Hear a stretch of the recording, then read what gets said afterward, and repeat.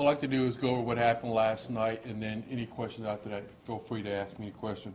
First of all, I'd like to thank everyone for their support and calling out. As you know, in 2011, we lost 3 officers, so I would like to thank Congressman Jolly, Governor Rick Scott, State Representative Darrell Roussan, U.S. Attorney Lee Bentley, the Mayor Kreisman for being at the hospital with us, City Council members also coming out to the scene and showing their support for officers, and as you can see today, City Council members here with us.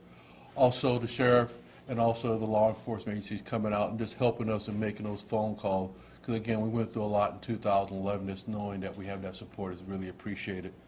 What I'm going to do is go through the timeline, and after that, if you have any questions, please feel free to ask me.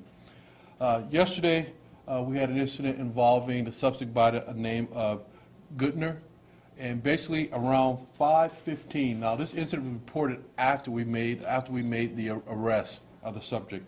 Around 5:15, suspect Goodner made contact with 4 people in the area of North Shore Pool. And when he was in that area, there were 4 subjects there, and he made some comment about their sexual orientation.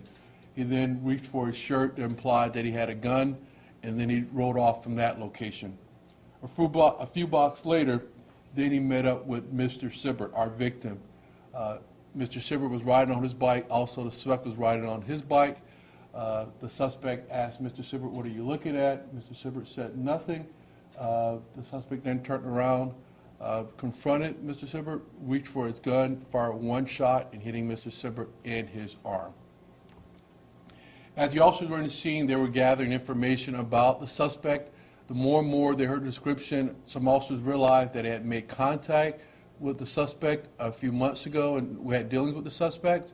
So then they came up with a location of where he possibly was living.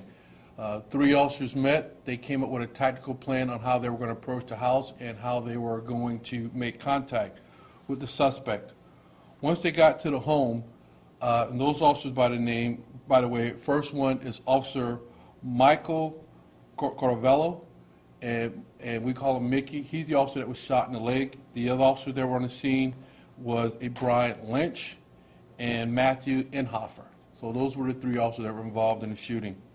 So after they came up where they were going, their tactical plan, they approached the house. They saw the suspect father in the backyard, realizing that it was not him. So the suspect father went into the house. Then later on, a few minutes later, they saw the suspect come from around the corner. The suspect then met with the first officer, Inhofer. Inhofer had a shotgun. He pointed at the suspect, and he challenged the suspect, telling the suspect to put his weapon down. The suspect did not put his weapon down. The suspect then lowered his 9mm Glock toward Officer Inhofer. Officer Inhofer then fired 2 rounds at the suspect. The suspect retreated. The other 2 officers were coming around the corner of the home. When they came around the corner, the suspect then shot off a couple rounds at Officer Corvello. Officer Corvello returned 4 rounds back at the suspect. The officer was shot in the leg. Due to his training and everything else, he knew he had to put a tourniquet on his leg. He improvised. He grabbed the hose, wrapped it around his leg, and the other officer pulled him from the scene. The officer then continued to challenge the suspect as he was hiding in the brush area. The suspect yelled at the officers, "Go ahead, kill me. I want you to kill me." The officer continued to challenge the suspect. He came out of the brush area. Then he fired a couple more rounds at Officer Inhofer, who returned fire and then shot him. The officer then had to wait because the suspect was still lying on the ground with a gun in his hand, so that they tactically approached him. Once they were able to get on the suspect, he finally dropped his weapon. They secured him. They transported him to the hospital where he was pronounced dead. I can tell you right now, Officer Corvello is doing well. We want to make sure we inform his kids before we let you know that he was out there. He's ready to go home. And again, thank God it ended the way we did. One of our family members is safe. He's not harmed. If I had to go out to the other family members, they lost their son today. But at the same time, we've had history with the suspect. He's been Baker acted twice, and he's also been arrested for charges such as aggravated battery, burglaries, and things like that. So with that, I'll open up for questions if you wish. How are you guys doing? We're doing. You know, last night I was at the hospital and looking at my troops. It's almost like a parent looking at your kids. You can see it in their eyes that they were going back and reliving that 2011 moment. Again, like I said, thanks to the mayor and the city council members. They're showing their support and phone calls. We're going to get through it. I mean, one of our family members was hurt. We suffer from that, but we're going to get back on track again. Talk about what was going through your mind when you got the call. When you got the call, one of your officers had been shot. I can tell you that's the longest 20 minutes of my life, hearing that call, and then I would say I was bugging my troops, what's going on, what's going on, what's going on, and they can't give you that information, and you're trying to get much information as possible. You're trying to get dressed, well, I'm trying to get dressed, I'm trying to listen to the radio, and then just to hear that he's going to be okay was a big sigh of relief for me. Can you talk about the other people that the suspect came into contact with? I know you touched on that at the beginning, but were these all strangers, people who knew? Or? These were all strangers. We didn't get the call about the first incident until we were at the hospital when some people saw, they said, well, we had contact with that subject, and again, he had made some comment about our sexual orientation, and we thought he had a gun. And this morning they identified that was the subject that talked to them at the park yesterday. Why was Goodner Baker acting in the past? I'm sorry. And the one who was shot in the arm, can you talk about that? Yeah, the gentleman that was shot in the arm, he was just riding on his bike. He just came in the path of the suspect, and that's when he was shot in the arm. It was just a verbal altercation. The suspect didn't even pull the gun all the way out. He shot, I guess, from the holster area, and he shot the victim from that location. Why was Goodner Baker acting in this past? A domestic, the family had some issues with him just in the past, that he was on some type of medication. So he has some issues that they were trying to address. Had he gone off his medication? I'm not sure, and that's something that we're looking into right now. The parents are very cooperative with us, and they were trying to make sure that he got his medicine every day. Sounding like, last night I asked you if it was an ambush. You said yes. It didn't necessarily sound that way this morning because they had contact with you before he fired his first round, right? That's correct. They didn't think he was going to be in the backyard again. They came up with a great tactical plan. The father was in the backyard, so they saw him go from one end into the garage, so they verified that it wasn't the suspect they're looking for. So I'm assuming as they were regrouping, that's when the suspect came from around the corner, and then that's when they challenged him. Did Goodner have a permit for this gun? To my knowledge, no, he has not, and we're tracking right now to see where he got the gun from, because his parents did not, they said that, to their knowledge, he did not have a weapon, and they didn't have any weapons in their home. And the parents told you that he wasn't home when the officers were at the house? That is correct, because the mom didn't know that he was in the backyard, that he came back already. So at this first confrontation, did Mr. Goodner come out displaying his weapon? When he first came out, the officer saw the handgun in his hand. The officer then drew his weapon, challenging the suspect to drop his weapon. That's when the suspect raised his weapon toward the officer. And that was Officer Inhofer. He fired 2 rounds. The suspect then went back for concealment and cover. That's when he ran into the 2 other officers coming from around the corner. He fired some rounds off at those officers. The officers returned fire. And then that's when he stayed in concealment for a while, and the officers were challenging him. The parents also verified that. The officer kept telling him to come out, come out, and that's when he came out and he shot a couple more rounds at officers, and they returned fire. Which one had the shotgun? That was Officer Inhofer. He had the shotgun. Was the suspect hit with a shotgun or with other bullets or no? We're still waiting for the ME's report. So officers fired shots first, not the suspect? That is correct. The first 2 volleys came from us. Then when he shot Officer Cordero, he shot first at Officer Cordero, Carlavello, and then also Carlavello then returned fire 4 times. Okay, so the officer with the shotgun fired those 2 rounds first. Yes. He hides behind the house, runs around the corner, runs into the other 2 officers. He fires at Corvello and the other officer, right? That's correct. Is that when Corvello gets hit? Yes, and Officer Corvello returns fire. He gets hit. Officer Lynch then grabs him, takes him out of the line of fire. They hold their positions. They're still ordering the suspect to come out. He finally does come out with his gun, and then he shoots again at Officer Inhofer, and then he returns 2 more rounds. Where were they? Were they behind a car at that point? Behind a tree? Like, what kind of cover did they have as they're exchanging fire with the That I don't know at this time, because again, they're in the back, and I'm just giving you the basic details right now. Do we know how many rounds were fired? We know that Officer Corvello fired 4 rounds from his handgun, and we know Officer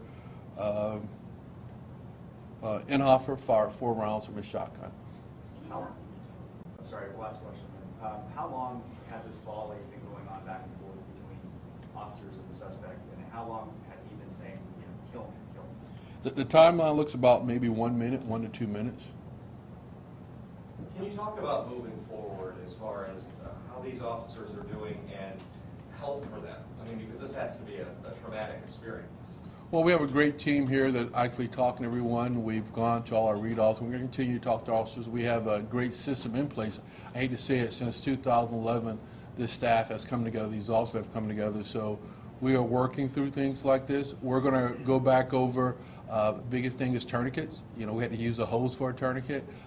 The officers do have tourniquet, but they're just saying they're uncomfortable. So we're going to make sure we find the right tourniquet for officers to make sure that we have the right tools in place for them to use and get filled. So he used a hose? They used a hose that was right there next to him. Did you have any contact verbally with the father before the son appeared? No, they did not. Again, as they were, their tactical plan was when they saw the father, they realized it wasn't a suspect, so they were regrouping, so to speak, and that's when the suspect came from around the corner, and then they challenged him. Did the family help at all to maybe try and talk him down? Because it seems like if he has this bigger acting issue, he's having some sort of episode. Did they help at all to try and deflate the situation or reduce the situation? You're talking about a 1 to 2 minute. The family's in the house. They probably don't realize what's going on outside. They hear the commands, and they hear the shots fired. But again, the family was very cooperative as we were doing our investigation. Can you talk about, again, I know you said that he told the officers, kill me, kill me. Can you talk about everything that he said during this altercation? Was there anything else that Goodner said, or can you just go over that again? The only thing that the officers heard him say was, kill me, get this over with for me, and then that's when he came out. Over what time frame was, you said he was bankrupted twice, over what time frame? I want to say 2011, but let me double check for you here. March of 26, 2011, and June 1st, 2011. Chief, I know this was the first officer-involved shooting while you've been with the St. Petersburg Police Department, but out of curiosity, is this the first one since you've been chief? Because I know you're, obviously you were in Clearwater prior to this. Is this the first time you've dealt with an officer being shot? Yes, well, I shouldn't say that as a chief, yes. As a regular officer during my career, I've dealt with officers being shot. But as a chief, it's First time, yes. And hopefully I'll never have to deal with that again. hopefully never again, yes. The first victim is armed, wounded in the arm? Yes. Chief, what were the commands that the officers gave? Basically, come out with your hands up, just tell him to surrender, and he didn't want to comply with those commands. He came out with his weapon, he shot at us, and we returned fire.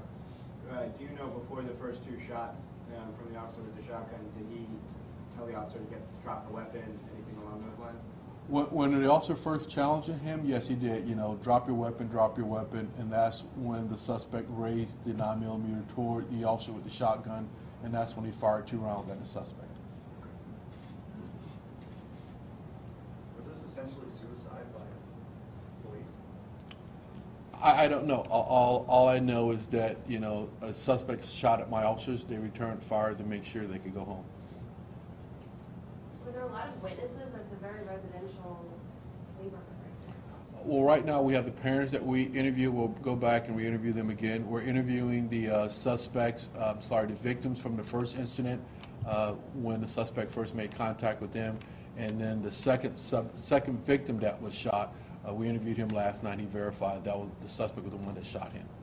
Chief, what was the incident a few months ago that the officers knew who this guy was or thought that they might know who this was?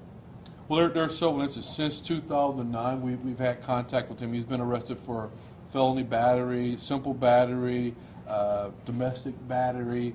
So they had a history. And on his home, it was flagged to say that use caution, suspect possibly with a knife, mental subject, and also safety awareness. We did make contact with him a while back. Like I said, that's when he had a knife, and at that time we deployed a taser to take him into custody. Was there any medical diagnosis of this mental condition? Again, you have to talk to the family members about that. They just told us he was on the medication. They didn't say what type of medication or anything like that? No, not to my knowledge. Chief, can you go back to the taser incident? That was a few months ago. I think it's either about a year or so ago, but I can get you the specifics on that if you would like.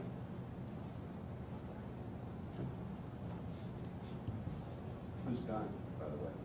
Again, we're tracing that 9mm because, again, the parents said there's no way that they would have a weapon in the house, and they have no idea how he got that weapon.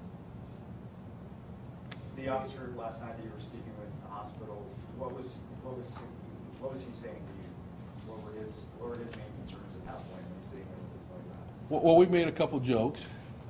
The first one being, I told him, well, here's your chance to, while you're on a medication, you want to say anything bad to me, you can. So I think some people were whispering in his ear what they could say to me.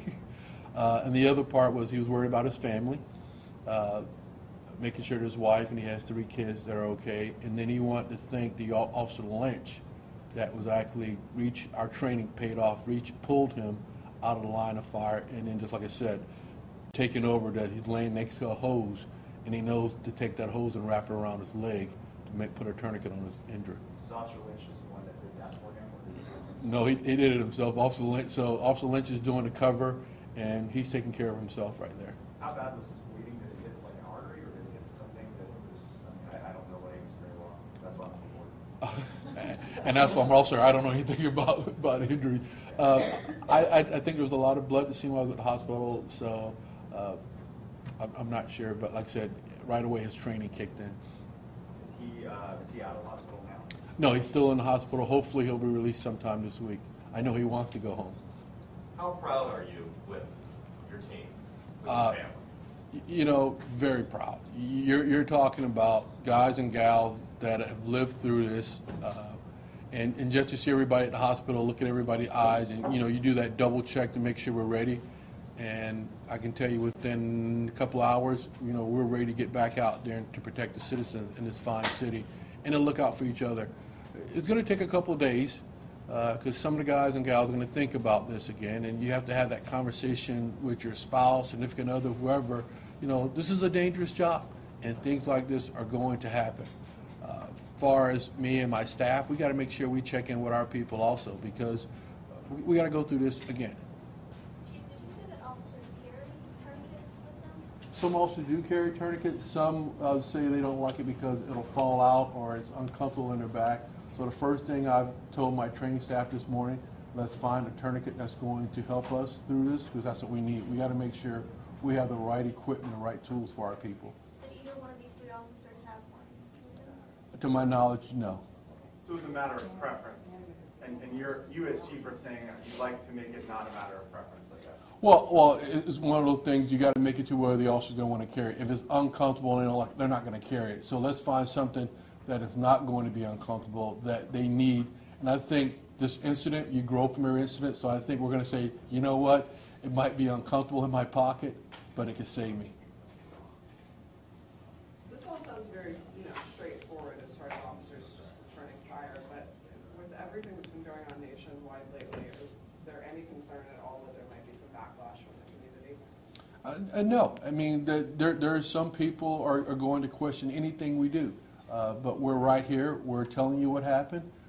Some people may think we're covering up something. We're not here to cover up anything. We're going to talk to our officers. We're going to make sure we have everything in place. Last night I gave you a briefing about what happened. We said earlier we thought it was an ambush. We got more facts, and we're going to give you the facts as they come out. But I believe my officers. I know they did the right thing, and we survived it.